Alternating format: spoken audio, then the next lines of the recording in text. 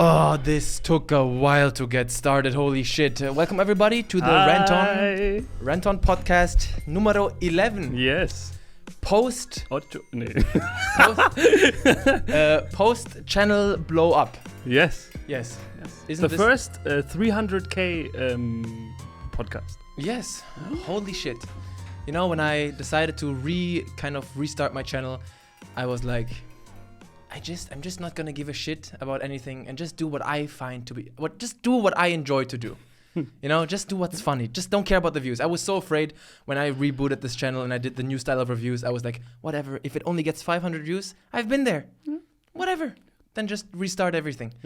And then and you know what was your first review after Days Gone? Days Gone. Yeah, and that one. Oh, did you see the Mortal Kombat review? No. Okay. I saw the review, but not the numbers. Usually, when a video gets age restricted, it's dead. Usually, that's how it is. Okay. And that video got age restricted at about 180,000 views, and then it blew up after that. And now it's at 500,000 views or something. Maybe because then it could get recommended. No, it doesn't get recommended if it's age restricted. What? I'm pretty sure it doesn't. Things don't get age Jesus. restricted. And also, what's also weird is, when videos get age restricted, you can't run ads on them because they're 18+. My Resident Evil 2 review got age restricted recently, and it's still monetized. What the fuck is happening? Well, it's just weird shit. Yeah. But now that you mention it, actually, that may be the reason why all the Mortal Kombat videos I get recommended use Devora, because she has blue blood instead of red blood. And some people, they use like filters to cut out the blood. Yeah, exactly. Yeah. But what I find so unfair, I mean, after this happened to me, I did some research and I figured out that actually Mortal Kombat has a lot of issues now with age restriction. Not just me. Surprise. But then I look at all the big reviewers, none of them get age restricted. IGN, GameSpot, none of them have issues. Yeah. And do they show like the, Yeah, they show. Heads get schlitzed and they show. They do show them. So fuck them. Yeah. Need 3 million subs then. Yes, but I am very happy with the way it is. And I also decided, that's also why I decided to do this little Trevor James video, because, whatever. It's fun. Everyone needs a little milk out of the nipple from every now and then. Yes, and people are probably wondering, why are you wearing a cowboy hat? So this is a small nod to my colleague who I was finally able to convince that Ranton is the best channel on earth, and to watch the podcast. And he watched one of your reviews or one podcast, I don't know, for 5 minutes, and immediately created a meme on the Ranton subreddit. And to thank him, with the sombrero. Yeah, I mean, the plan was to use a sombrero, and this is the closest thing I could get. I know it's not a sombrero. So we have shout out to Jens. We have a couple of very spicy things to talk about today. Yes. And I want to talk. Let's do Patreon questions first. Okay. All right. Or let's do like one Patreon question. Yeah, I sprinkle them in between. Martin says, not a question, but just want to let you know that your channel is the best. Blah, blah, blah. Suck my dick. Thanks, Martin. I spent $10 on a browser subscription. Why not pledge the same to Mr. Pepperoni? Well, that is amazing. All right. Easy first Patreon comment. So, wait, that's also Martin. That's Martin. Why are you spending money for porn? No, he's probably not. Today, I'm going to talk to you a little bit through the things we're going to talk about today. So, I recently did a tweet where I talked about my gaming wish list. And I would like to talk about the games that we want to see the most in the next 5 or 10 years. Yeah? Okay. Yeah. Then I want to talk about the Switch. Because I just bought Resident Evil 4 for the Switch. Oh my God. Then there's a very interesting issue I want to talk about called why us Epic Despacito gamers, why we don't like games sometimes. And this plays into the whole subjectivity and objectivity issue that I want to address again. I mean, as a reviewer, that's especially very interesting. Yeah. Then I want to talk about my Discord community, because it's just fucking epic. John Wick, I don't know if I want to do that. Yeah, I mean, let's do a second. Guys, real talk for a moment. This is not okay. After the last podcast, I was extremely worried about the reception because we just happened to be very contrarian in that podcast. I never try to be contrarian. I think it's stupid to be contrarian, because why would you not like something just because people like it? Yeah. Exactly. My proof is I have no issue with Fortnite, because Fortnite is a game. Yeah. Never played it, and people just hate it because it's omnipresent, which is also very understandable. But we have a couple of things, and we just realized, God damn it, why do all of our opinions are not... Last time it was Endgame. And and also else? I people shit on me hardcore because I said Devil May Cry didn't feel right. Oh, yeah. And then more on that this time. and this time you actually played it, Yeah. and we're going to talk about that some more. Also Game of Thrones. And I just want you guys to know that this is not the... I don't want this podcast to be known as the guys who disagree with the mainstream opinion. Yeah, I mean that would maybe make it's us annoying. some hardcore fans. No, but I hate that's not who we are. Dude. Yeah. Like seriously, it's to prove that I'm mainstream as fuck. Also, I love Red Dead Redemption. I love God of War. I love Skyrim. I love Fallout. I'm really mainstream. I'm not a contrarian at all. I love women. What else is very mainstream that I love? I love food. I love Chinese food. I love Indian food. I love going to the movies and stuff. We're just normal people, okay? It's a small sample size that just happens to be very concentrated at the moment. And right now, there's just a couple of things that the public says, and we're like, what? What? No. And I apologize for this. It's gonna change again. I hate this contrarian shit. But also, the issue is sometimes when everybody says something is a 10, and then you feel like it's merely an 8, that is also already seen as like contrarian. Yeah. No, I think it's really good. Yeah. There's it seems like there's only one possible rating, and that's perfect. Yeah. What is a good example of things that some people say, oh, that's like a 10 best thing ever? And I'm like, no, it's really good. It's very good. But it's just not that good. But even that is seen as like, oh, you're just a contrarian. And that probably anime, right? That's how the fans see anime. And then if you're like watching it through the eyes of some normal non-weeb eyes, then you see, okay, maybe it's entertaining, maybe it's cool, but it's not like life for meaning fulfillment. Yeah. And then you're, of course, we already lost 20,000 people. We already lost half the audience now. Yikes. I love anime. So let's begin by our gaming wish list. Okay. So holy shit, dude. Oh my god. And I want you guys to write this in the comments too. I try to I said this before that I always read comments, and I still do, but now it just gets too much. But I still try to always read the comments, every single comment, and answer to as many people as possible in the podcast comments, because that's when we have like discussions and shit. So give us your gaming wish list, but don't do too many games. Don't make your comments too big. Just say like 2 or 3 games, dude. Okay, just a question before we start. With wish list, do you mean like XYZ game number 2, 3, 4, or because coming up with a new IP on the spot? No. Obviously, sequels and prequels to other existing games. Okay, I see.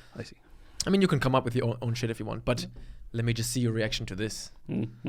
A new and good, obviously good is always implied, Heroes of Might and Magic. Oh, that would be... Oh, gee. Did you play the latest one? Which one is it? 6? I think it's 7. No, 7 or 8. 7 or 8. Jesus, I think it's 7. What? 7. Yeah. And the issue is, this is like, for me, it's the easiest formula in the world. It is so easy. You just have factions, they build their own shit, and then you walk around the map. How do they always manage to kind of fuck it up right now? Even the last one, they're not bad. The formula still works. It's just not great. Yeah. Just always they always implement some things where they think they're so innovative, and just like, no, don't do it. Okay. Heroes of Might and Magic 5 was like, 3 was... Yeah, 3 was the one where we played like through the nights in hot seat mode. And but 3 is like classic. 3 is a classic. 4 was just weird. 5 was excellent. 6 was... I think the factions were cool and it did some cool shit with it. But also just... Yeah. I think I played 6 for a while and it just didn't... It never clicked, but... I also couldn't pinpoint what the exact reason for it was. Yeah, but the factions were so badass. The shark guys and I don't know why I love this so much. That's probably why 6 wasn't good. I love looking at the factions and then upgrading each unit and what they look like. Then like your Hydra suddenly has spikes on its back. Oh yeah! I love it so much. I feel like this is the easiest game to do right and to do good, and they just can't do it. They just can't. The last one was like 4 years ago now or 3 years ago. I would really love to have a good Heroes of Might and Magic. So your turn. What's your you name one? Okay. Oof.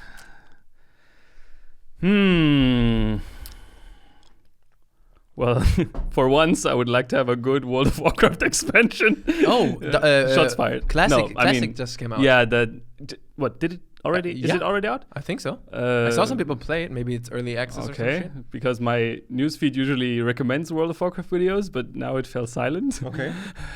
Yeah. But I'm a huge, I played during Classic. I had enough of it. You don't want to play Classic? I mean, Classic was love and hate at the same time. It's torture to play, but it's also nice. It's such a... But I personally think that the way Classic was is no longer fitting for the time we're living in. No one plays games that way anymore. But they're proving you wrong because a lot of people are playing I mean, I want to see it succeed because I loved Classic, and if that still works, maybe that's a signal for other game developers that you can still make games like that, which is it's a win. Yeah, I see this as an absolute win. Yes. but at the same time, Blizzard makes money, which I don't like. So fuckers. Okay, no, but seriously. So If I can give you time, maybe more time to think about no, it. I have one.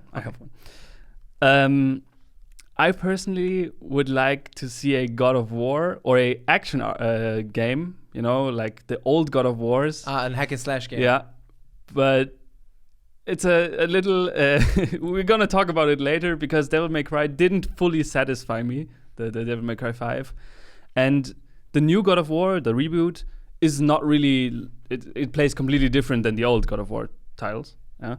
And I would like to play an action game that was like the old God of Wars, like Bayonetta or something. The Dante's Inferno. Yeah, that really just hits the spot, like Devil May Cry 3 did back in the day. That was for me the... Would you like a new a Dante's Inferno sequel would be epic. For example, but I mean, yourself through heaven.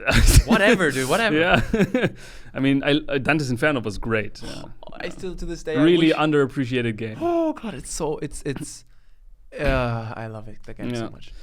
Yeah, but I mean, like what they did with God of War 1, 2, and 3, the whole story there, I felt that was so good. And so you would like the new God of, but you can't really go back. I mean, the story has progressed. I mean, God of War is now this direction, which is fine. Yeah, it's nothing against this, but just the old play style.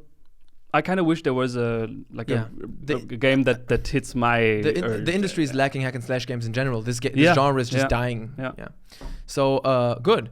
So my next one is, and I have dug deep the past few weeks. I have went hardcore in 4chan mode to find leaks and hints and everything, and it is basically confirmed for me. Bully 2. Did you ever play Bully 1? The Rockstar games where you play this bald kid in school? Yeah. Have you played it? No. It is so amazing. And this game was 2008. Yeah. That was right before that was the last game before GTA 4, right? Yeah. Where they changed the whole control scheme. And if I imagine Bully 2 now on a size of Red Dead Redemption, on that production level. It's shocking to me how a game with a bunch of kids can be this deep. You have no idea how much fun this game is. Yeah. It is. It's perfect. Really, it is so detailed. So everything you can do in this game. Where do I begin? So you have all these different classes that you can go to. And when you go to class, it's like this RPG system. Yes, exactly. You learn new shit. Yeah. Every class is a little mini game, which also brings a ton of variety. Then you have you can buy different clothes in the city. You can go into the city, right? Yes. You have different clothes. You have different tattoos, different hairstyle. You can have little bicycle competition. You can have boxing matches. The game is, you have arcade games. Yeah. This game is full of smaller games and it's perfect. And if I imagine this with today's graphics and the production value of today, and if they make like a huge campus plus a city. Bully is now university, right? Or I don't know. Has it been university? No, it was like high school, I think. Yeah, but then the logical next step is then you. I do think that they want to stick to the PG-15 or what's the PG system. Yeah, no hookers. In German it's 6, 12, 16, 18. Yeah. And Bully has always been kind of like appropriate like for 12 onwards, because Okay. there's no blood. You can fight, Okay. but there's no Yeah. blood. Okay. But if they go for college, then it's gonna be violent because they're grown-ups. Yeah, it's college. But I don't mind. I don't need the violence in Bully. Bully is just fun. Stick to high school if you guys want. It's so funny that You can shove people into lockers the and way into you trash describe cans. Bully is like exactly how you as a kid always described your perfect game. Like, imagine you have this game, and then when you do something, it's like an old game. Inside the game. Yeah. Bully really, it's perfect. It's almost perfect. Oh man. Okay. Because the great thing about Bully is you're not just in the school. There's also a little city, a cute little town, and then the town. There's also an amusement park. And I hope that they won't fuck it up in the sense that they won't go for like big world, like in terms of area. Yeah. That's not what's needed in Bully. In Bully, what you need is an extremely detailed, smaller world. Okay. Extremely detailed. Extreme. Oh, Bully 2. Okay. And I saw some weird shit happening online. Yeah. Dude, it's happening. What makes you think that it's all but confirmed? Well, there's this one guy who appeared in a comment section of a guy who does Bully videos, and the guy just wrote, "It's happening." So you think, what the fuck, some random guy. Yeah. Then you looked at the guy's name, and then somebody reported on it, and then the profile picture was deleted. What? And then you could also find the guy with the same name working for Rockstar Games. But the comment was deleted and the channel was shut down. So I can imagine What the that fuck? a developer just casually wrote in the comments, "It's happening." And then And he thought he was anonymous? and because then it got reported on his comment, because they kind of found out, hey, there's a guy at Rockstar with the same name. Yeah. The guy deleted his account and everything. That was one of the interesting leaks. Yeah. Maybe I'm just reading into this, but I think you're getting sucked into the 4chan vortex. I think Bully could next to GTA, Red Dead, Bully should be their third like main IP that they should go on, because it's very different again from GTA and Red Dead. Oh man. Okay. Holy shit. Oh, Bully 2. Bully so 2. it's happening. It's happening for sure. Okay. So can I find one more?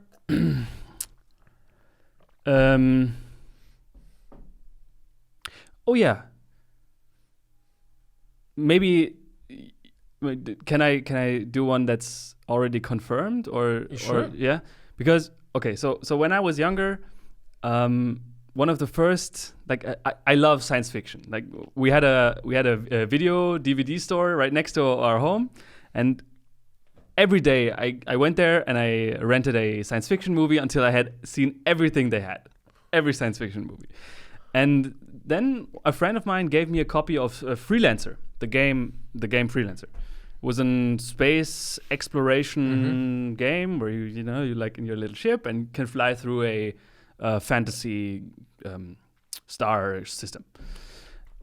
And the game had an awesome story with like huge conspiracies on a cosmic scale and aliens invading from another invention. Everything I wanted, yeah. And then I did everything in the game. After the story, usually, as was tradition back then, you had like half the game only finished, and you can explore free and pimp yourself up. And then I did that, and then okay, everything done.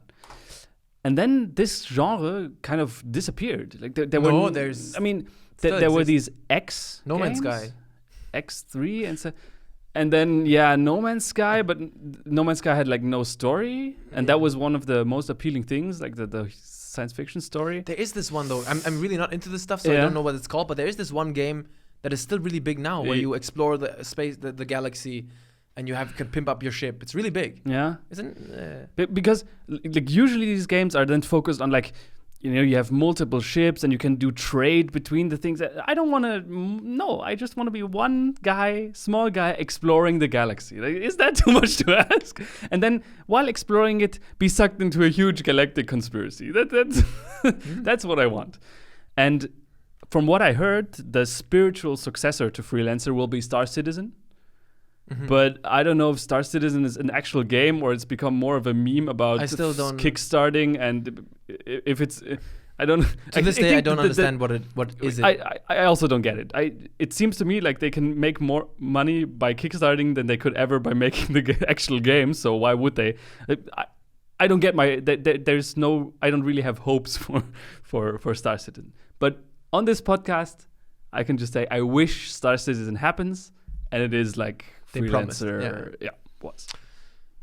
And now my last important game on my wish list is I want it doesn't have to be a Resident Evil game, but I want a game with the control scheme and the style of Resident Evil 4 and 5.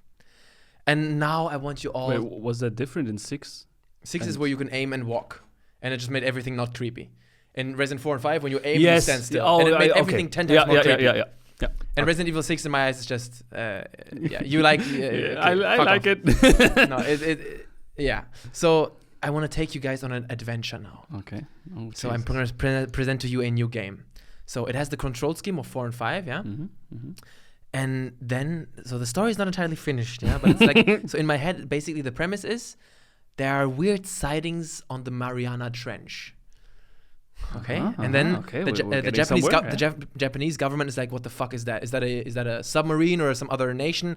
Blah blah blah. Then there's like a United Nations meeting, whatever, and then essentially soldiers from different countries come to Japan and they investigate together. It's like a joint effort of different countries to investigate what the fuck is happening.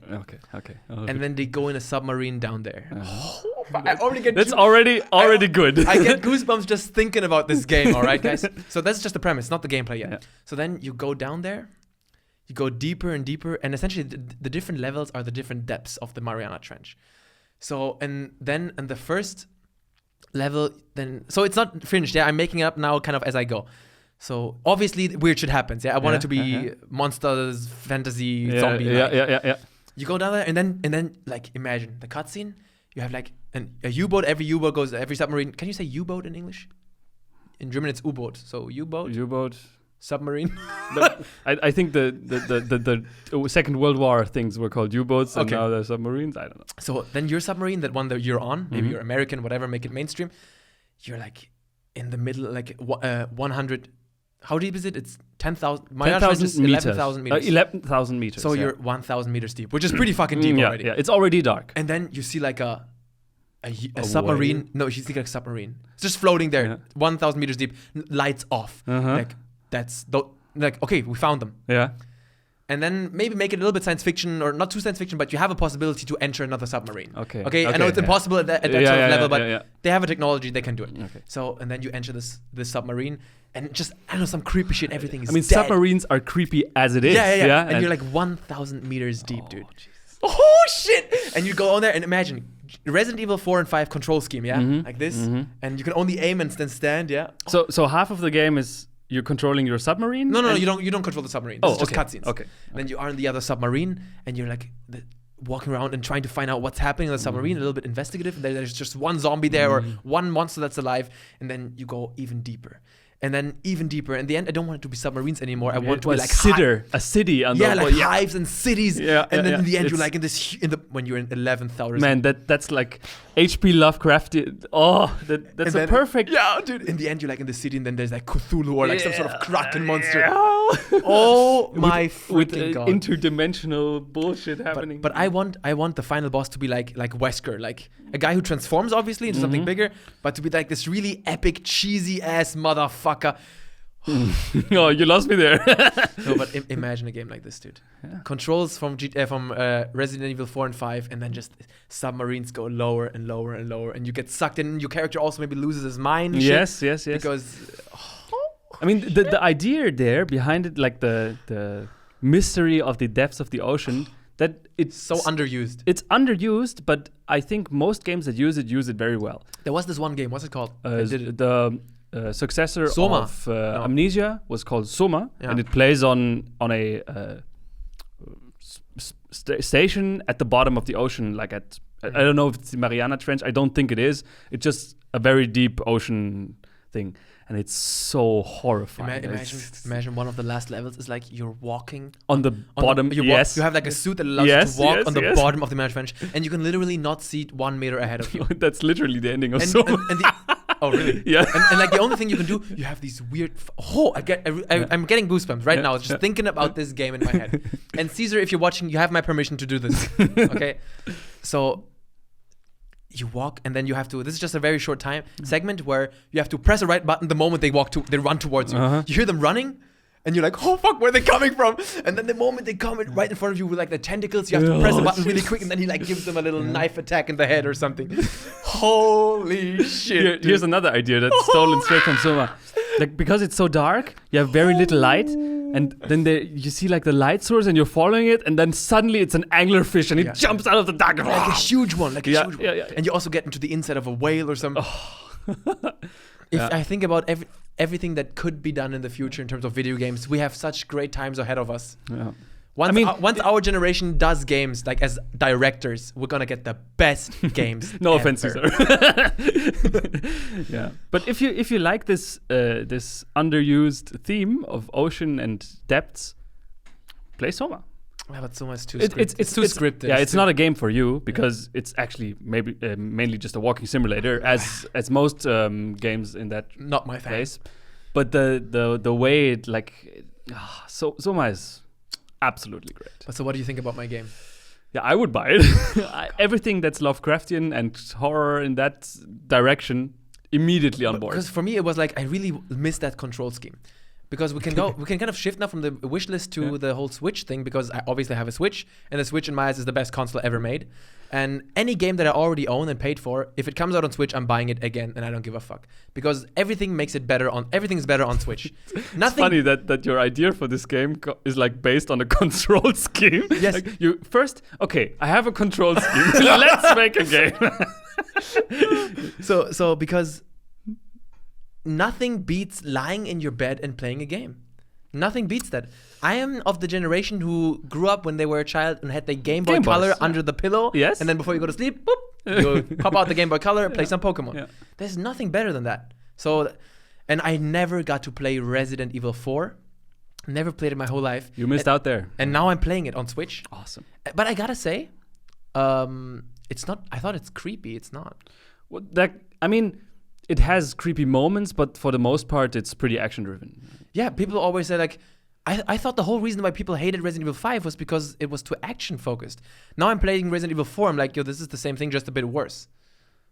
I mean, how far are you in? Not far, I'm 4 hours Yeah, in. then there's still some more for you. But it's not a horror game in that sense. But like, I you don't expect it like to be, Resident Evil classics where you're always low on ammo and every enemy is a threat. And no, that's not the thing. It came out, I think, in 2004 or 6, which is groundbreaking for the time, for sure. Yeah. But back then, when I didn't play it and Resident Evil 5 came out, and I'm a huge Resident Evil 5 fanboy. And I always defend my love for Resident Evil 5 by saying, sure, it's not a Resident Evil game, but it's a great action game. Yeah. Because I thought Resident Evil 4 was so horror-focused. And now I'm playing it, I'm like, yo, this is fun. I see what you mean. This is a lot of fun, but you guys are full of shit. This is not creepy at all. Why are you guys complaining about Resident Evil 5? I mean, maybe you haven't reached these points. Okay, maybe, yeah. So I'm like 5 hours in. There's a point where you enter like a huge castle, and then you're in the dungeons of the castle. I think that gets pretty... Okay. It gets on your I take it back. I'm not finished, so... But it's really, I have to warn you, it's a different kind of horror than the old Resident Evil games. Yeah, sure, I'm fine with that. Okay. Yeah. And to be honest, I also thought that Resident Evil 5 was creepy in some parts. In the beginning with the chainsaw guy, I thought it was creepy. It's like not creepy. It's more of a panic. Like this panicky you walk around the corner and there's a guy like, because there's a threat everywhere. Yeah. Oh, it's great. So I'm really happy to catch up on this classic. I'm having so much fun on the Switch. How does it run? I think it's 60 FPS. Dude. Oh, what? Yes. A console? No, but think about it. The Switch is so amazing. They adapted Skyrim for Switch. Yeah. It runs on 30 FPS. Okay. It looks all right. It looks like looks like vanilla Skyrim on Xbox 360 without the mods. And yeah. Okay. But dude, and that game came out 2011. So they can. And it runs pretty much on a handheld and console. Dude, Mortal Kombat 11, people say it looks like shit on the Switch, which I don't understand. Like, it's a Switch.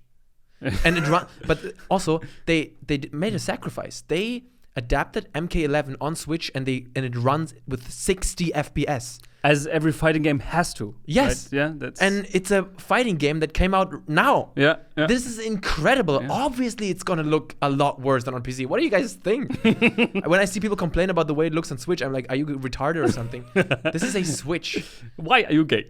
Like, it runs Skyrim on 30 FPS and look at the way it looks. Yeah. That's not the point of the Switch.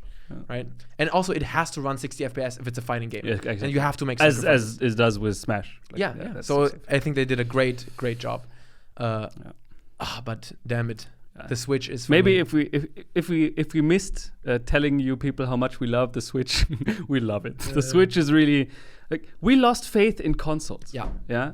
Like with the Xbox One thing and the online and like consoles were going in a way that I had no interest in. Yeah, consoles. We can talk about this now, I guess. Consoles, they were like, you have this non-gaming feature, and you can watch this non-gaming thing, and you can stream this non-gaming. Like, okay, but isn't it a gaming console? Like, I can explain it very well why I think consoles sucked. Yeah. Okay. I said this in a podcast before. Like, I hope consoles all fucking die. Yeah. And then I saw comments saying, "Hey, why do you hate consoles?" I want to say first that I grew up only with consoles. I became a PC gamer over the last 3 years. Pretty much in China, right? In China, when because you had there I didn't have a console. I only had my laptop. Yeah.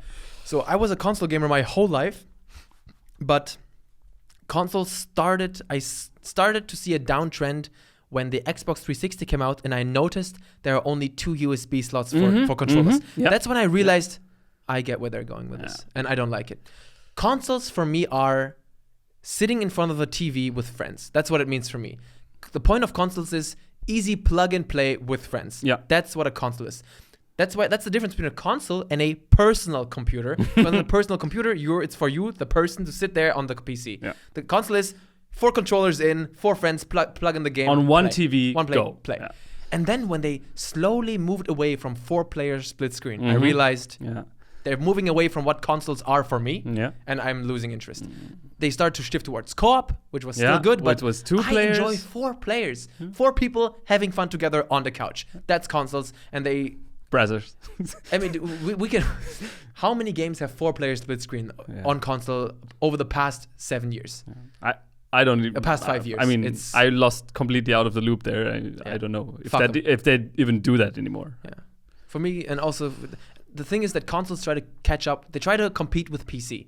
And I feel like that's what that's why a Nintendo understands more, is that you don't need PC games on the console. I mean, that's kind of contradicting it now because the Switch is doing that, but the original Nintendo games are different games.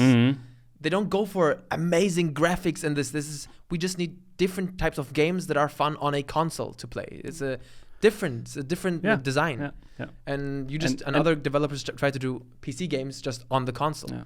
And I think only Nintendo got it. Yeah. Only Nintendo understands consoles. Yeah. And the thing is also, obviously, now that I'm a PC gamer, I also understand that fucking consoles are holding games back with the way they look. They have to be ported. It's a non-trivial amount of work. Like, I'm telling you, like, Caesar probably has the numbers, but how many... I'm just going to say millions they pour into porting it for consoles. And if you look at what happens when they don't think it's important, then something like Batman Arkham Knight happens, where the port is a complete disaster. It gets shit on. You need people who can port a game well. It's possible, obviously, but it takes time and games get downgraded. That's why we can't have nice things. But, I mean... If you have a console, there's no need to be ashamed of yourself. We have PlayStation 4s, and I have a PlayStation 4. My PlayStation 4, I'm not kidding. By the way, people don't know that I'm serious. My PlayStation is broken. It died from days gone. This is not a joke. My PlayStation is broken now. Yeah, okay. Because of Days Gone. Good job. Fuck you. Yeah, but the Switch kind of reignited this fire for consoles that you can just... I mean... It's been years since the last time we had friends over to just play over to just play Overcooked together, and it just works. And I just want you to think about this for a second. You have a handheld console. Think about this, and then when you're on a plane, traveling somewhere, you're like, let's play something together. Pop 2 controllers out on the side, and you can play on a handheld console. 2 people. It is Nintendo. Oh my god. It is an absolute stroke of genius, the Switch. My body was ready. Yes. It's perfect. It's literally... And once they... Usually, I don't give a shit about this, but when they bring out like new versions of the same console, fuck it, I'm going to do it. If they bring out the next Switch that's just slightly upgraded with like an extra button on the side. One more pixel. Yes. Fuck it, I'm going to get that. Okay. Good. Yeah. Let's go to one Patreon thing. Yeah. Or maybe let's do 2 because no one... The last one. Voxbird, he's on the Discord. I know it's an older game, but it's one of my favorites. So have you played The Witcher 3 and its DLCs, and what do you think of it? So I get this question so much. constantly, when new people come to the channel, they always ask for Witcher 3. Review it. And me answering it on the podcast doesn't solve this issue because most people don't watch the podcast. I consider this... What is wrong with you? I consider this, you watching, I consider this like the Ranton core. The core. Yeah. This is the Ranton core. If you're watching this, you're part of the core community. And I also only care about what you guys say. Real talk. Yeah. You care. Yeah. That's why you're watching. You think this is interesting. You like us, no homo. And if you just come here for the reviews, giggle. It's like, I hate you. No. I'm just kidding. No, of course it's fine. Fastest subscriber loss. No, of course. I if you guys enjoy my videos in whatever capacity, I'm happy. But this is the core. Yeah. The Discord is like the inner core. the heart of the heart, the heart, Yeah. and the people who watch the podcast is like the core. Okay, good. Does that make sense? So, The Witcher 3 for me is a 9 out of 10. Have you played The Witcher 3? No, I have no connection to any Witcher games whatsoever. I have no idea what they do, and I don't particularly care about them because if you're into Ranton and Andi lore, then you know that open worlds usually... A reason why I don't like the game so much might be a reason why you would actually like it. So, I like that every time we try to sound smart, we just quote Caesar. Or we just pretend like we know what's in Caesar's head. I'm sorry, Caesar, but you brought this upon yourself. Caesar, just for those who don't know, is the game developer who was on the podcast a few months ago. So Caesar explained it very well. There are two types of open world games. Oh yeah, please. Sandbox open world games and theme park open world games. Mm-hmm. Correct me if I'm wrong, Caesar, yeah? So sandbox open world games are like Skyrim, GTA, where the player can basically interact with everything. There are very few barriers and can just do whatever he wants. Right? And then you have theme parks where the world is open, but there are several places of scripted events and things to do. The player, you can't just do whatever you want. And Witcher is a theme park open world game. I'm not saying one is better than the other, objectively. These are two different, intrinsically different designs. Yeah. I prefer sandbox. That's why I don't like The Witcher that much. Because in The Witcher, I can't sneak into the village and fucking stab people in the back. Okay. You can't attack civilians in The Witcher 3. Okay, I see. You have these amazing quest lines, and it's all just, it's 1,000 different scripted quests. Yeah. So it's really awesome, very big game, a lot of fun, but it's not a sandbox. In a theme park, the game is done for you. In the theme park, it's like Skyrim, where you walk into the city and you're like, "Hello, traveler." That's exactly what you need, right? That's what I like. Yes. I like sandbox. I like to create my own fun. I like to, yeah. Why are you not playing Minecraft then? I mean, Minecraft is like the sandbox. Fuck, no. Survival games are down the drain. Okay, shit. Yeah, I get it. Okay. Fair enough. So that's why I'm not a big... I think Witcher is amazing, but it's just this whole theme park design, which I like, but I'm just not a huge fan of. And then also, as a complete outsider, as somebody who didn't play 1, didn't play 2, didn't read any of the books, I did find it a bit hard to understand everything, which is totally on me, but understandable, I guess, as well. Yeah. I came into the game assumes that you already know a lot of things, as it should, as it can, right? But, I mean... Yeah, that's a risk a game takes, and then it's just maybe then you're not the target audience. But there's this one quest line. Like Final Fantasy 15. There's this one quest line called the Bloody Baron. Andi, if you play this, The Witcher 3 has some of the best quests ever. I mean, there's a video on this channel where you have a small scene, a small cutscene. Did you see that scene? Yeah. This is one of the most The Witcher. That's one of the most beautiful moments in the whole game. The Witcher has such beautiful moments. That's why I'm saying it's top awesome. Yeah. Just the game design, not my thing. So that is that. Okay. But that's why you might actually like it. Because it's not open. I mean, I tried it for, I think, 15 minutes, and it was just... I had to... let's play one more minute so you maybe have more to say about it, but it was just not clicking. Oh, Cassie, German guy, says... Cassie Cage. Says, "Yo, Pepperoni, it's your boy. First of all, GG to your 300k subs. I hope you celebrated or had a nice dinner with your waifu." Yes, I did. Take a break if you need it and keep up the good work. We all believe in you. Thanks, man. He's on the Discord too. What? He has a horrible German accent. because he's German. Is it Linus? No. No. Linus has quite a good German. Linus actually sounds like this. Shut the fuck up, niemand.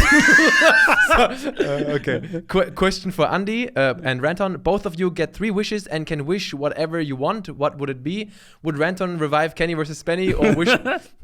Of course, dude. Come on. Can I have the wish, or are you gonna tell me what I wish? Or wish a clone of himself to make his show twice as funny? And would Andi wish a portal method to make space traveling way more easier? And wish that Ranton has taste buds on his anus? Peace out. What the hell? Oh, these are some good wishes. P.S. Your wife go for a threesome with you and your clone Ranton.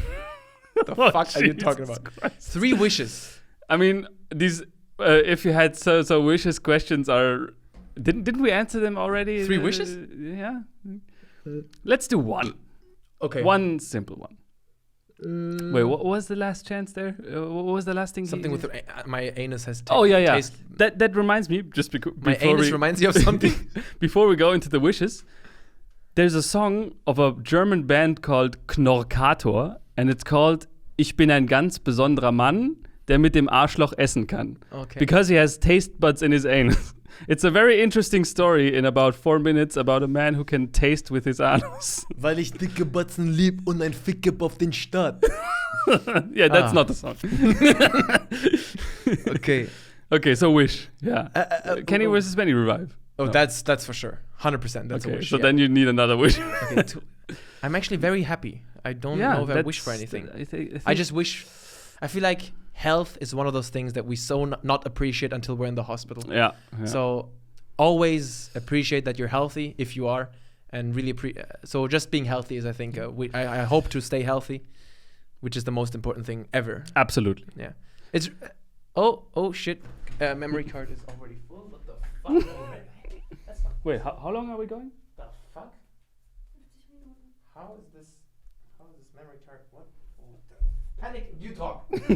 Okay, so this whole wish and health thing reminds me of one thing that Anton and I used to talk about when I visited him in China. We thought about what could be a superpower that you could have, but not like superpower, like you know, like maybe a minor power, like a small power that would make your daily life a lot better, but you're not like the world defender of the universe. So, and then I came up with, I want an aura that prevents Lebensmittel. How do you say Lebensmittel? Food and yeah, that prevents food in my vicinity to from going bad. Yeah. The fuck is that? And I thought, like, oh man, that's the dumbest shit. No, ever. that's actually the best minor power there is. Why? Because then, if you extend it, that also means that you can't go bad. Oh. So it's just immortality then. And yeah, I mean not immortality. I want the fruit to ripen. Yeah, fruits can still ripen. They just can't go bad. Like you never will get sick when you eat them. Do they endlessly ripen? I haven't worked out the details, but. Maybe that was retarded. In my head, the basic idea came from that, I want to be healthy all the time. Yeah. And if it's an aura, it affects my friends and allies as well in my vicinity. My allies. yeah, not my enemies. Oh yeah, I really realized when I was at the hospital because of my muscle issue. Yeah. I realized how fucking hospitals are the worst place on earth. Do you know that not only for you as a patient, but for the time literally slows down to a halt in a hospital. Yeah. When I was there, I took my laptop with me, my flash drive, and I thought I'm just gonna chill and watch movies. A day is very long. You're just lying in your bed, and I didn't even feel like watching anything on my laptop. I was literally, it's horrible. Time does not pass. And I had a guy next to me who almost got diagnosed with cancer. He got lucky and he didn't. But hospitals are just the fucking worst, and I it's very important that you appreciate that we're healthy, that we take care of ourselves. Yeah. So just knock on wood. Yeah. Be healthy. So our wishes, all 3 of them are health. Yeah. Good health, and to you too. Let's do one more. Mr. J says, "Hi, Anton. I hope that was worth your $10 pledge." Hi. Red Passenger says, "This is for Ranton and Andi." Of course. Please, balls, compose your the fuck? Can you read this? Okay, let me help you. Oh my god. Read it. Okay. Plus Boss, compose your own personnel. Erklärung and das logische Xiangfa. To sexplicate dice following assignato hymenthetically in colori. Asterisk. Who ist wouldst die killeth marrieth are fuck from a video game and why. Thank you, boss. Females only. I think there was actually a sentence in there. What the fuck is wrong with you? Let me check it out. wait, it gets better. By the way, me is also chink in Hitlerland. What the fuck? So he's a Chinese in German? Salute, mi bratan, heart, except me is a pure blood. Your chink part is from Beijing, right? Wow, that is the worst. What is wrong with you, Okay. red passenger? So what's amount the question? of racism in one question. Wait, what was the question? The question is To sexplicate dice following assignato. no. The question is it comes further down. Where who would you marry? What female character would you marry? Who wouldst thee killeth marrieth fuck from a video game and why? Oh. Kill, marry, fuck. It's a game. Marry, kill. That's actually necrophilia. Yes, no, that's a game. No. It's a game What? where you have to choose. There are 3 people, and then you have to choose who do you marry, who do you fuck, and who do you kill. Wait, and the person you marry and the person you fuck are not the same. well, what the fuck no. is this game? So, for example, I give you 3 people. Mm-hmm. Like an example, I give you Stalin, Mao. Stalin, Hitler, and Pol Pot. Okay. And okay. then you have to say fuck, marry, kill. One of them you kill, one of them you marry. That's a game? I think so. Okay. But it's kind of hard to say like from a video game, females only. Do you know who asked this question? No, I don't know. That is the most fucking degenerate question I have asked. What is wrong with you, dude? But I mean... But you know what? Your chink part is from Beijing, right? Correct? Yes. But he said females only, which kind of reminds me of something. Mm-hmm. I checked my YouTube analytics, and our fan base is 3.5% female. Would you look at that? And recently...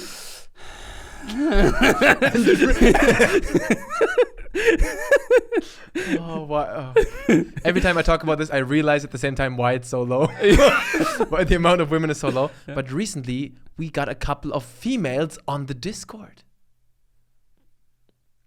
2 guys brought their GFs on the Discord. Wow.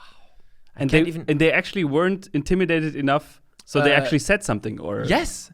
And it brings such a new dynamic to everything. Oh, wow. When we're usually in the voice chat talking, and then when a female is there, and you have a female voice, it just changes everything. Yeah. Man, oh man. Can you handle it? Yes. Yeah, you say that now. But it is very refreshing. I'm like, I have female fans. But I already told, like, the 2 girls are girlfriends of another guy who's on the Discord. Both? Yes, and I already told them, like, once you break up, who do I get to keep? Like because when you're married and you have friends, when you break up, certain people get certain friends, right? It's very nice of you to ask them what they do in case they break up. I asked them, like, what if you guys break up? Are you gonna stop being my fan? Like, that would be ridiculous. Yeah. But they can both come on the voice chat together. Yeah. I would make it work. I would make it work. They can come together. Yes. And 2 of them are from South Africa. Oi. And I actually taught them a South African meme that they didn't know. Do you know Honorable Madisha? No. Hong. You don't know this? No. The only thing from South Africa I know is the Antwoord. You know what? I have to set up a computer here again so we can watch memes together. Yeah. Meme review. Yeah, but you don't know there's this South African parliament, and there's a guy there called Madisha. Okay. And in the parliament, they always call each other like honorable member, honorable Madisha. Okay. And the guy, it's not funny if I just tell you what happens. Essentially, he goes on he's speaking in front of everyone, and he's like, some people here don't speak English properly. They can just go hong, hong, hong, and just goes hong, hong. And he's insulting other people like hong, hong. And then the speaker, who keeps the order, the president, like, Honorable Madisha, will you please withdraw that? Yeah, withdraw. And then Madisha, he goes like, okay, like, sorry, I withdraw that. Thank you very much. Hong. I'm not kidding. It's so savage. Like a little kid. Yeah, he's like, I'm sorry, I withdraw that. Thank you very much. Hong. Oh, you have to watch the video. Okay, that already just sounds go on so YouTube good. and look for South Africa Hong. H-O-N-G. Hong, Hong. They don't speak English properly. Yeah. And your South African. They didn't know this they meme. Didn't know. Okay. What did I say? Members of this house making animal noises. I fucking love it. I'm psycho bread, mate. All right, Okay. so but I think we're going to skip the question yes. with the kill, marry, and stuff because it's actually too much. It's too much to handle. And last Patreon question from Zoom. Hong, hong. Hong. Question for Anton and Andi. Okay, I will make a rule. Any question that starts with question for Ranton and Andi, I'm gonna laugh about it. yeah, right.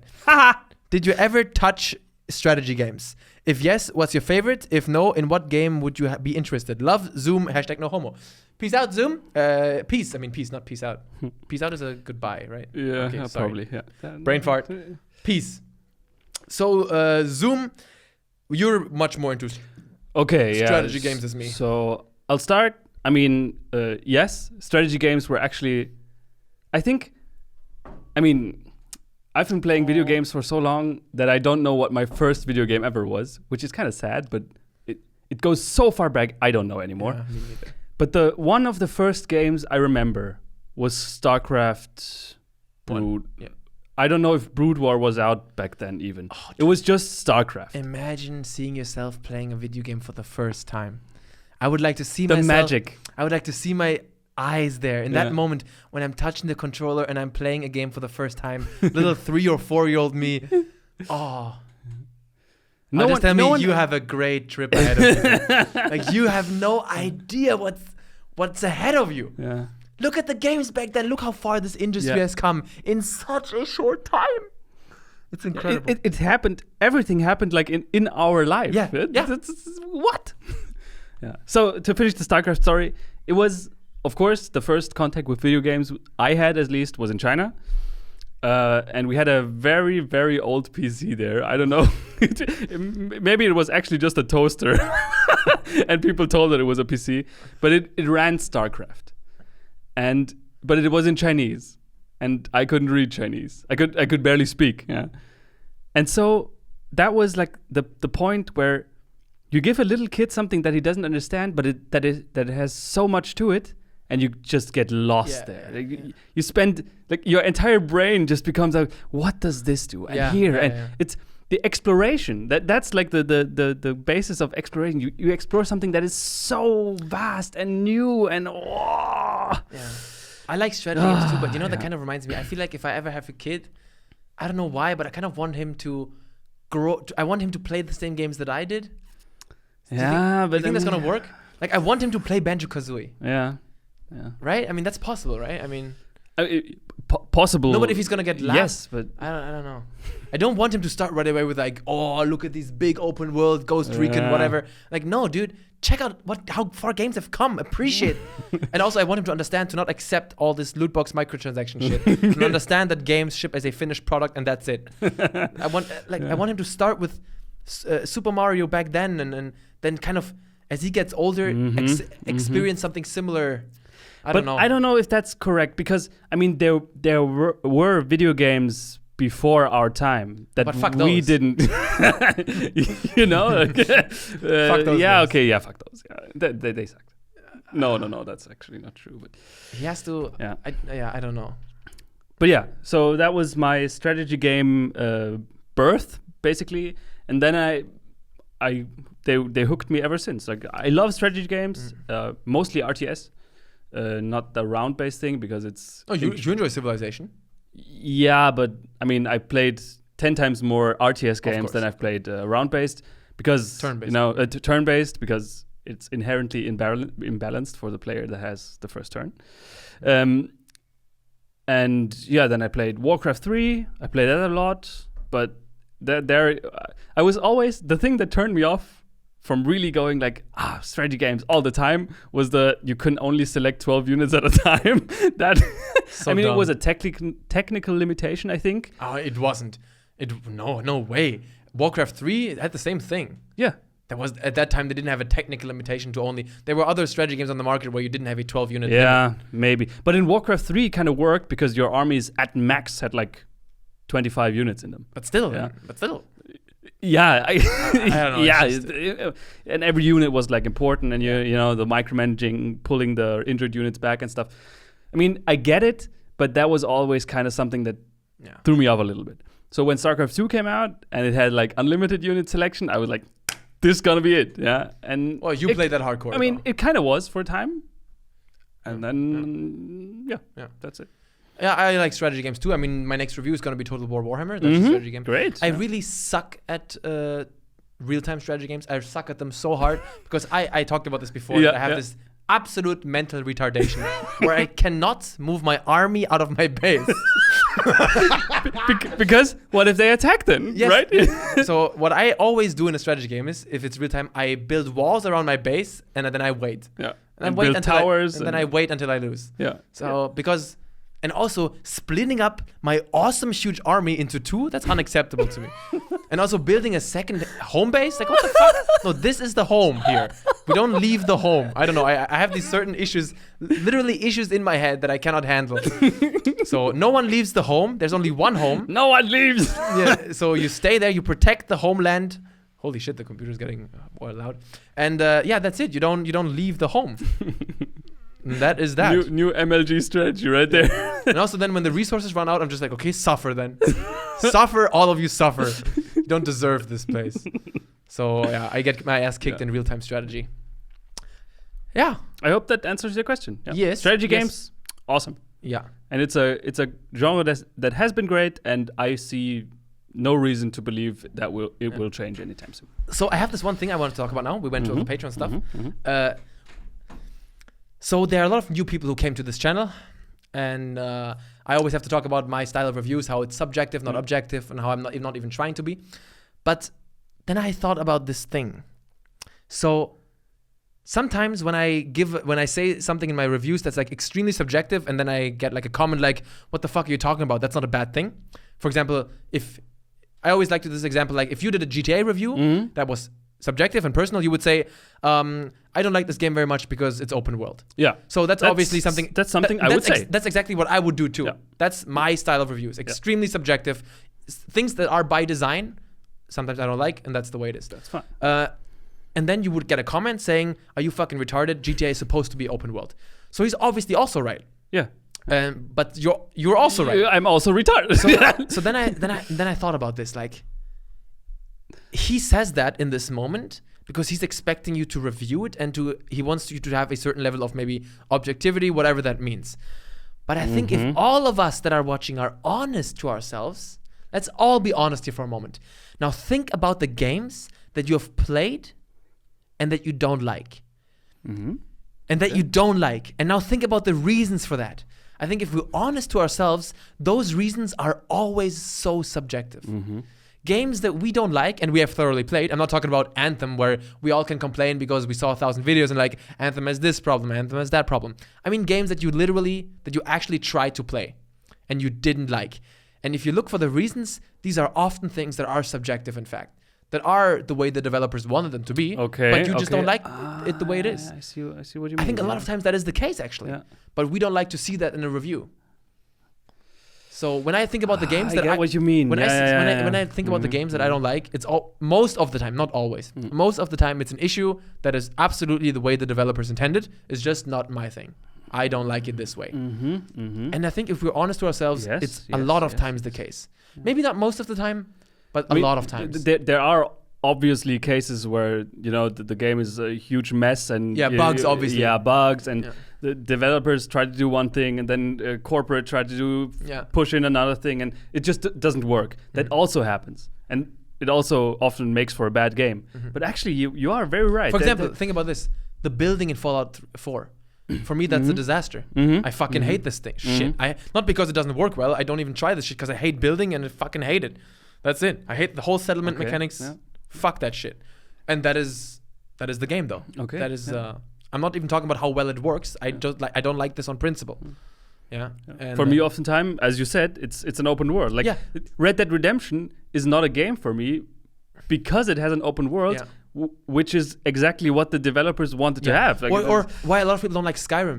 They think the skill system is way too easy and simple. Yeah. Like, that's I love that. Yeah. So this is not an objectively bad thing. It's this is not what you like. This is your personal preference. So a lot of times what we don't like about games is often just personal to us. Yet when we see a video on something, we don't like to see anyone having their personal view on things, right?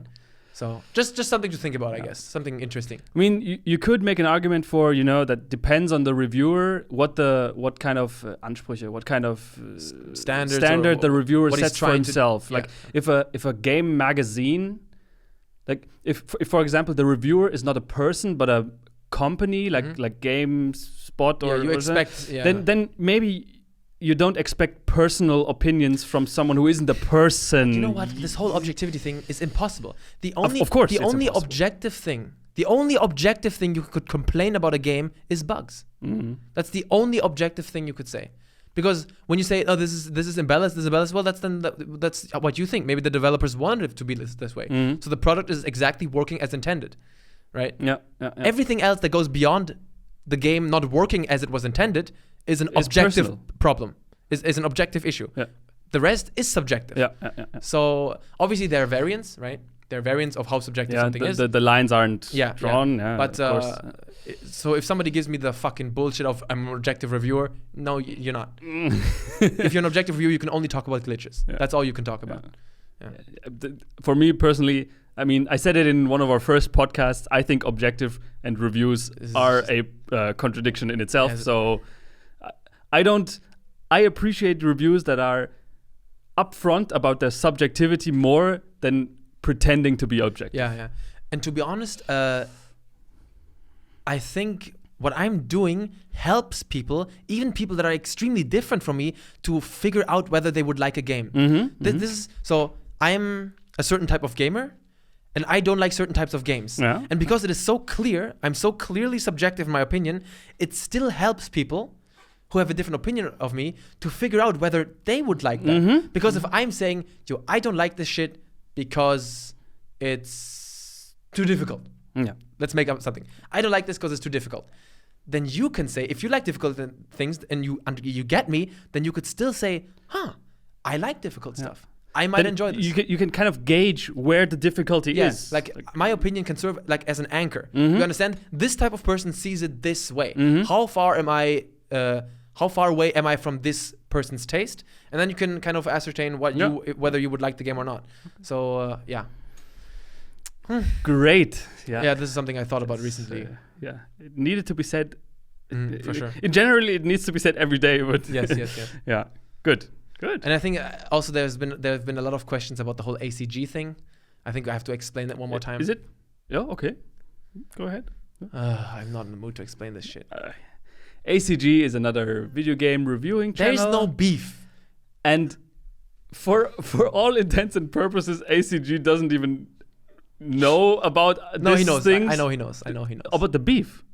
He knows about you, but he doesn't know that it's a meme with your community to. Yeah, I don't know if he knows it's a meme. I just know that he knows about me and that he blocked me from everything. Okay. So that's all I know. Okay, so then he created the meme by blocking me. Yeah. That's the thing. Because you blocked me everywhere. Now the meme is just, dude, say my name. That's all I want. You are like ACG is the creator of this meme in a way. Okay. So there is no issue. Yeah. There's no personal animosity. Of course we don't know the guy. He just does reviews that are very different. Yeah, I do have issues with his that are in a style that Anton doesn't really approve. Yeah. But that's just the thing. I mean, doesn't really approve. I don't mind his opinion. His opinion is different from mine, but that's not the issue. I think his rating system doesn't make sense. Yeah, but he's just a competitor. Let's just call him a competitor. No, not even that. I'm not competing with ACG because he does something completely different from me. Okay. I don't see him like that. I don't see anyone as a competition. That sounds so arrogant. I don't see anyone as a competition. No, but there's no one that I see as a competition. The YouTube is big enough for all of us. Yeah. Then so I take it back. Don't ever think that there's any sort of hate towards HCG. It's just funny because he ignores me and he tries his best to isolate his community and to not let me in anywhere. That's why it's just funny to get him one day to say my name, and that's why it's funny. He's creating all the funny things, right? Yes. by his actions make it funny. Yeah. Okay, dude. I see the battery's running out, so I have to change batteries soon. So one thing on the topic of subjective games, because you mentioned it already last time. You got a few reviews saying that your opinion of Devil May Cry 5 is weird. Yeah, some people shit all over me. Yeah, and that plays into that. Exactly, right? It's just maybe not the game for you. Yeah. And because it was controversial. Let's talk Devil May Cry. I played it. You played it. And you heard it this podcast. I said, if I had a wish for the future, it would have been a game like Devil May Cry 3, which for me is like my favorite, I don't know what you call this genre, action game? Hack and slash. Hack and slash action game, yeah. Because it had everything. And then Devil May Cry 4 was kind of, and then the reboot was kind of okay. Oh my god! It was like also meh. And then Devil May Cry 5 was released. Yes, and just to catch you guys up, I said I didn't enjoy Devil May Cry 5 because I thought the controls were a nightmare. Yeah. And then I'm not even passionate about it, but people in the comments got really pissed. Yeah. So, which is fine. So yeah, Anton, when I talked to him about it, I had not played the game yet, and Anton said, yeah, the game is actually pretty good, but the controls, it's just too much. I don't get it. It's no fun for me to play the game because of the controls. And I thought, that's weird. And then I recommended that you would play it to tell me if I'm an idiot. So I got it, and I played it. And I gotta say, it is not the revelation that I wanted. It's not the Devil May Cry 3, but today. And just so people know, you played every Devil May Cry game. Yeah. You were from you played them back then, right? You're an old school Devil May Cry from player. PlayStation 2 and the reason was not the controls too much. Like, I kept wondering, like, okay, so when do I have to hold the 6 buttons Anton was measuring? And I was a bad wording there. Yeah, but the controls are pretty much exactly like they have always been. So I personally didn't think the controls were a problem. Maybe it's because you're not used to Devil May Cry. But still, I felt that the whole combat in itself wasn't fully doing what I wanted. And then I dug a little bit deeper and I looked at, how do I look cool while fighting, and then there were these huge strategy guides, and you have to buy this move and then use this move, and in the video then they showed me what it looks like, and I would go, oh my god, this is awesome, he's never touching the ground, what?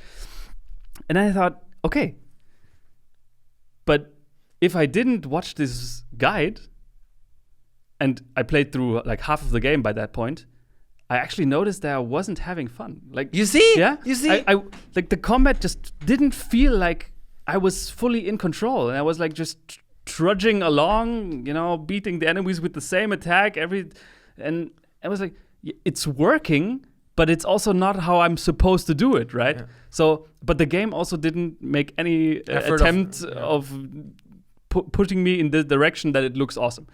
And then I came up with this analogy that it kind of feels like a fighting game.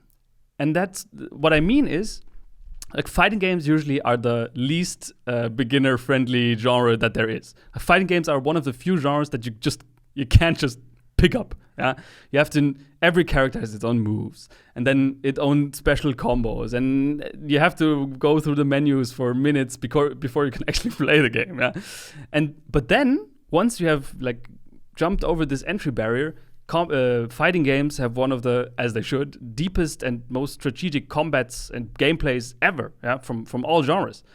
And I feel Devil May Cry 5 felt the same. It felt like the game was giving me like this huge mountain of possibilities, but just like, you can look cool while using it. but you can actually also look like a complete idiot. Yeah. So, and since the game didn't really put me in the correct direction, it just never felt like I was doing it correctly, and that kind of took most of the fun out of the game. Yeah. And then also one of the decisions that the devs made that was actually, I think it's a flat out horrible decision in a game like this where you have to invest so much brain power into your character. Why force random character switches upon me? Are you fucking dumb?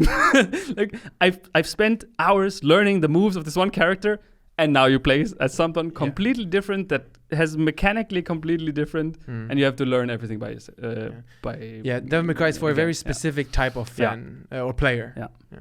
But once you're there, it's so deep and it's so awesome, and I just wish that I could have gone there, but it didn't happen. Fuck, what did I just want to say? Fuck. Think about it. One more thing. Also, I don't care what you say, but the chapters where you play as V, like the summoner guy, no. that the devs just dropped the ball there. That's not working. That's those chapters are torture. Fuck, I forgot what I wanted to say. God damn it, it was something so insightful. Something about Devil May Cry. Like it's a game.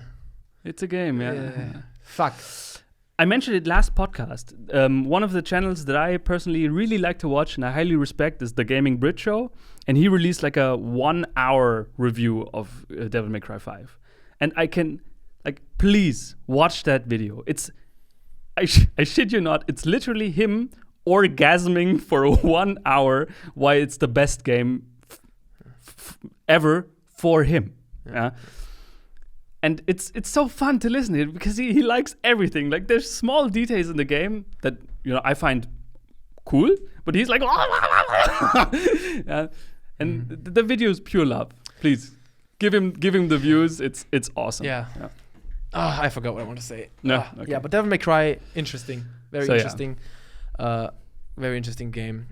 I just couldn't handle it. If I had reviewed it, I would have shit all over it. I don't understand. I don't understand this. No one's explaining it. And now I get it. I saw some people saying in the comments in the other podcast it's always been this way. And this is I just want to say very quickly that it's always been this way. It's not an argument. It's not an argument for anything. Yeah. Are you saying it's always been this way because it's always been shit, or are you saying it's actually good? Yeah. So it's always been this way doesn't say anything. Yeah, it's an argument that both sides can use, and therefore it's retarded. Nothing. So what do you mean? Are you saying it's always been this way because it's always been shit, so it's fine that it's still shit? Or is your argument actually that no, it's actually good? It's always been this. So it's always been this way doesn't mean anything. Yeah. If something's always been shit, then congratulations. What does that mean? I'm just calling it out then. Yeah. But whatever. So that's my take on Devil May Cry 5. Great game. The visuals are. I don't know if they can be preceded for a while. It's amazing. It had me throbbing. I also do think that Devil May Cry is pretty amazing. The cutscenes and the production value and I think just the love in the game. You can really the game really it was made with love. I think for sure. And if you're a person that the game was made for, I'm so happy for you because you really have something great there. Yeah. Before we go on to Game of Thrones, which you wanted to talk about, I want to say very quickly something about my Discord community. Okay. When I reached 300,000 subscribers, I posted this somewhere we just reached 300,000. And after I posted it, I was like, why did I just say we?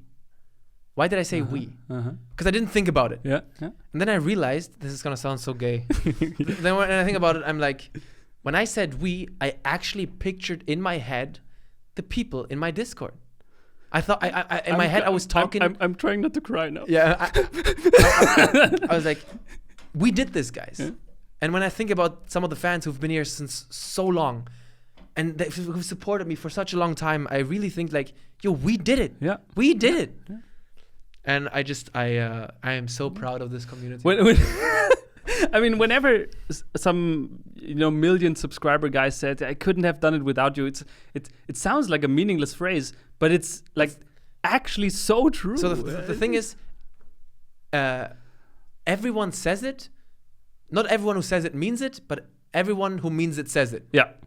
Okay, Does that make sense? Well put. Yeah. Well put. Everyone who says it. No, I already said it right. Yeah, so I said it correctly. Yeah. Yeah. So obviously everyone says that.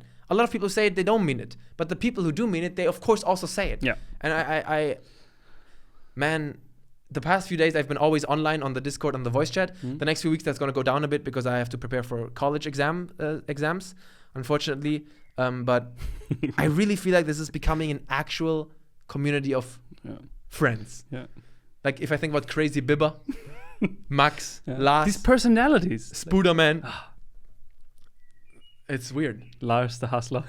It's really. I'm starting to feel attached to these people. It's starting to actually feel like a real YouTuber life. No, I wouldn't say that. Remember back then when I played Call of Duty 4, like a pro gamer. Yes. Yeah. And I was every day online with my clan. I never called these people my friends, but I was every day with them for hours and hours. No, they were friends, right? They're friends, and I'm starting to see this Discord thing in a similar way. Okay, great. At least those that are always online, like. I want to talk to them. I'm looking forward to talk to them. Oh, man. Damn, man, this is weird. Awesome, I don't know if it's a good thing. That's gonna. We'll see. I mean, you on the Discord, you knew that I recently also occasionally join you, and Anton kept warning me, like, Andi, if you join the Discord, these people are fucking crazy. Don't expect any human decency in there. Have you heard Captain Dom's voice yet? No, not yet. Special shout out to Captain Dom. We have this. Ich habe diese spezielle Krankheit. It's worth coming on the Discord just to hear him once. I'm not kidding. Is that his name? Dominic or I don't know Dominatrix? I don't know what his real name is, but his voice, and this is not an exaggeration. I can't even do it. This is an understatement. So I'm going to imitate it now, and it's much worse than that. And everybody who hears him talk is like, haha, right. What's your actual voice? Like, look, is that his actual voice? Every time. So it actually sounds like this. I'm Scottish, mate. I'm gonna fuck you in the ass, baby. I can't even do it. And then when he laughs like this. Not a joke. Ha ha. That's how Dom laughs. Ha ha. He never laughs more than that. Hey Dom, blah blah blah blah blah. Ha ha. Ha ha ha. Yeah, buddy. What's up? What's up, dude? That's his voice, dude. And it's legit. Jesus. Fuck. Man. It's crazy. He's genetically superior to all of us, so obviously. Oh, God. Yeah, I'm Captain Dumb. Yeah, that's my actual voice. We made him read like a Liam Neeson Taken quotes. Yeah. I'm gonna find you. I'm gonna kill you. Fuck. That guy has to be a voice actor. Yeah. You have these. Is he maybe? No. You have these talents everywhere, and just they're just untapped oil veins. If that makes sense. Fuck. I love this. Captain Dom. Voice acting. Yeah. Do it. I asked him if he wants to appear in some of my videos. I still haven't figured out what I want to make him do yet, but he said he's up for it. So, Captain Dom, we're going to work together. I'm going to get you. He has to use that voice, dude. It's ridiculous. If you're not on the Discord, Anton pays in hookers. Come on the Discord just to hear this guy. I'm Captain Dom. This is my voice. so yeah. You have to make him voice a villain. Like it's a villain voice. It's like Batman, but chain smoker Batman. Chain smoker. All right, dude. Let's do Game of Thrones. Quick thing. Game of Thrones. Never watched it my whole life. So yeah, Anton doesn't have much input here, but I've been a fan since season 1. I really like the series, but maybe I think I said last podcast that I probably won't gonna bother watching the last season because I kind of was too out of the loop. The season 7 has been quite a while back, and it's the same thing with every season. You kind of lost touch with the world, and then get into it. It's tedious. But then I saw online the reactions to it. Oh, guys, just a heads up. I said this is directly relates to what we said in the beginning about the contrarian stuff. Yeah. I don't know nothing about Game of Thrones. I don't know. I just know that his opinion goes pretty much against what's. Well, no. What people say. It's not that extreme. Just don't get angry. So okay, I saw the reactions and I tried to remain spoiler free, and most of these reactions are of course, doing spoilers because they want to analyze what's happening. But so I just saw like very superficially that it was mostly negative. I thought that's. I saw Angry Joe and he's pissed as hell. That's weird. I mean, and then I thought, okay, the angry voices were starting with season 7, and now the people are even angrier. That made me think, okay, I think I know what's happening.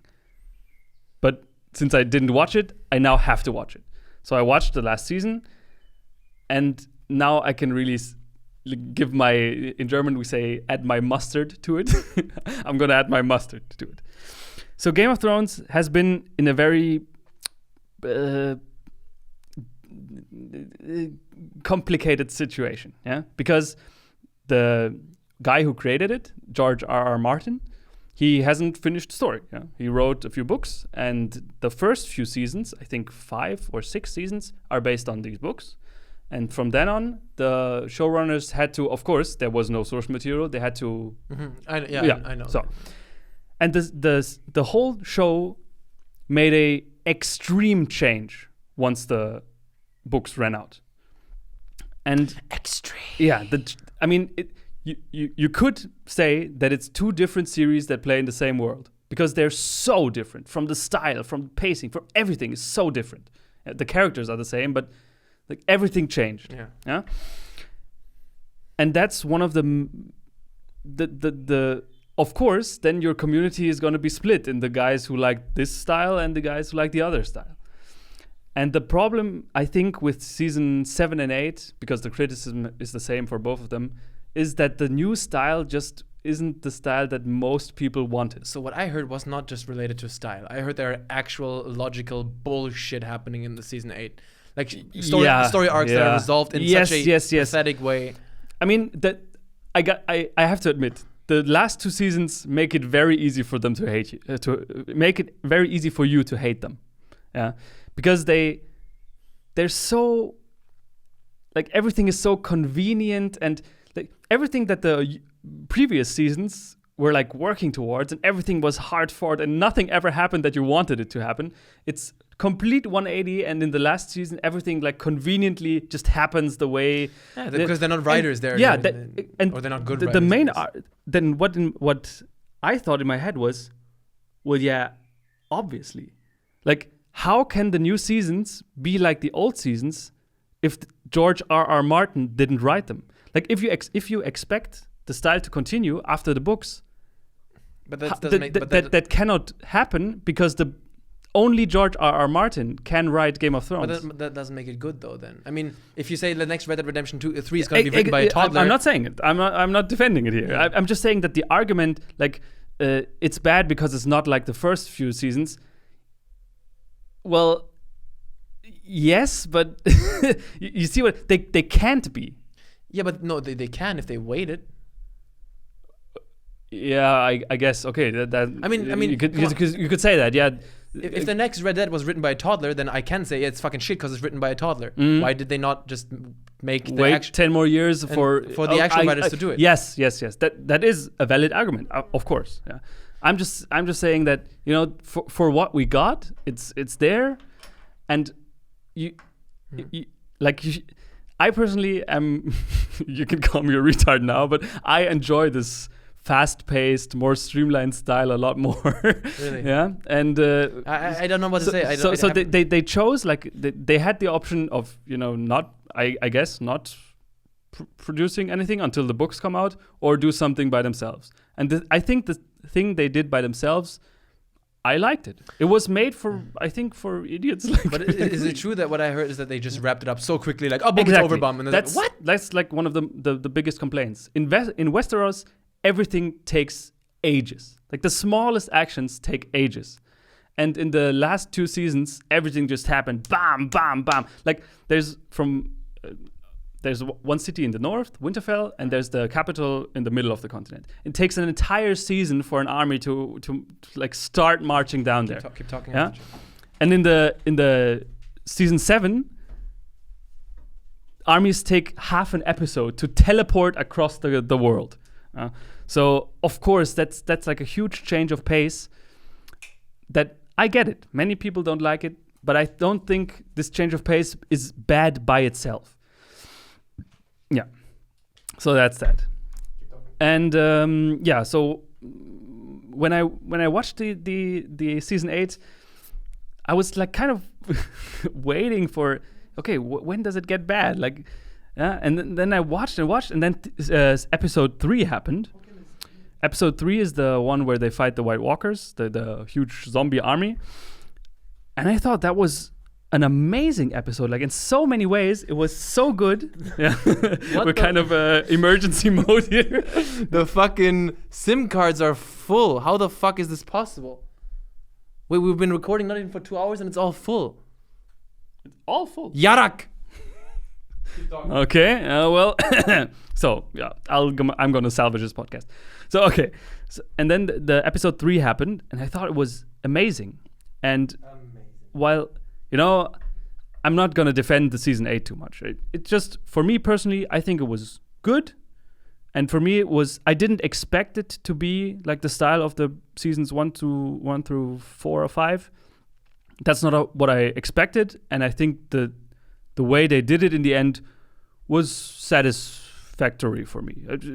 I didn't expect anything groundbreaking, and I also didn't get anything groundbreaking. And I thought there were some moments that were actually genuinely cool, like the throne melting and stuff. And of course, episode 3. And I want to elaborate a little bit on why I think episode 3 is so amazing. And the key word here is pacing. Like, I think in the end, it always boils down to pacing. Like, why the seasons 1 through 5 were so loved, and why fuck why I can't record myself now. Fuck. Do you wanna change the camera so we're both on it? Yeah. Fuck. So hold that thought. Keep talking. Yeah. Okay. Keep talking. So because the pace is one of the key things that changes in the new seasons, and I want to do a little analogy here. Maybe if I have mentioned it before, but one of my favorite cartoon episodes from any cartoon ever is the Tales from the Citadel episode of Rick and Morty. I don't know if that's what it's called. I think it's called Rick's Lantis something. But this episode is like an adventure in the Citadel with the Ricks and the evil Mortys. So retarded. This is so dumb. Just keep talking. I'm just gonna stare at the camera. Yeah. And in this episode, it follows different characters that all live their lives in the Citadel, and they also all have nothing really to do with each other, but there's a huge overarching change in the Citadel, and yeah. So after the episode is done, I felt like I've watched a feature-length Magnolia-style movie. Yeah, incredible. And I was like, okay, they did all that in 20 minutes because their pacing was so good.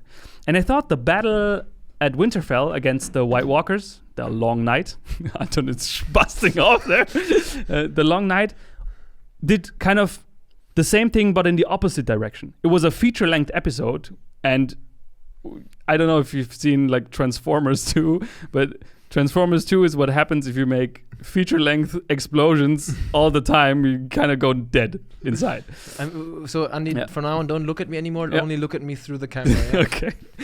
You're actually cut off for me. I can't see you there. You can't see me? Okay, okay. Okay, so very interesting. Yeah, what they did there was they had the perfect pacing for a 1.5 hour battle. It's really hard for me to explain, but it was diverse. You had like huge battles, and then like what we said in Endgame, huge battles also need micro battles inside them. That you have to focus on small characters, how they're experiencing the battle. That's what they did. Yeah, you had fast-paced action and then slow-paced, silent stealth segments. Great thing. Yeah. And then pacing is not just like. I mean, the reason why pacing is so hard to do is because it's not just how fast your cuts are. Mm-hmm. It's so much more. It's like dialogue and it's a holistic thing. Yeah. It's music. Pacing is like the thing in total, and that's why I thought the Long Night episode, even if it's in the season you hate, even if you don't like Game of Thrones anymore, I think the episode by itself is, from the craftsmanship and what the directors did there, great. Why- Absolutely godlike. Why are the SD cards full? Yeah, let's go back to the important Why question. are they full? What is the problem here? The fuck? I recorded on 25 FPS. Have you maybe forgotten to remove your 24 gigs of porn? No, I've removed them all. Yeah, okay. What the fuck? Well, the card here is still fine, right? Yeah. I so- got 2 full cards in this fucking camera, and the camcorder is still going strong. Yeah. How, Sway? How, Sway? Yeah. Well, anyways, I'm through with my things. Yeah, so to conclude, just want to say, I think Season 8 has its moments. I think it's from I don't know anything about it. Arthur probably has... now they can all see the shitty acoustic foam how it's falling off the fucking wall. Arthur probably has much more... is much better versed in this, but I feel like it's from how it's crafted, like from a director's perspective. I think it's very good. I see where they were trying to go, and like, for example, these long cuts. You remember Children of Man, the movie? Yeah. It had these 5-minute cuts with hundreds of people, and they did that too in Season 8. They're not 5 minutes long, but they had mega cuts in a burning city with people running everywhere. Okay. So yeah, I think as a Game of Thrones season, maybe okay. Season 8, not the best, but I think just as it stands itself, there's not much I can fault it for. Isn't that a pathetic opinion? No, I don't know. I can't say anything about this. I have never seen Game of Thrones, and now I know that I won't because I heard it so shit. But maybe one day. Yeah. Is there anything else? I mean, now it's kind of ruined.